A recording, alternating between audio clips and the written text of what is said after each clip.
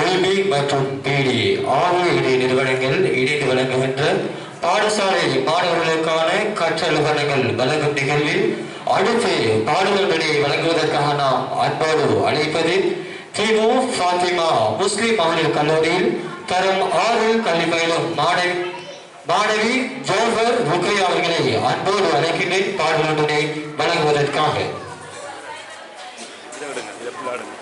அஸ்ஸலாமு அலைக்கும் வரஹ்மத்துல்லாஹி வபரகாத்துஹு. என்னவொரு எல்பியடா தோபுருக்கு அந்தடா மனசை காட்டுற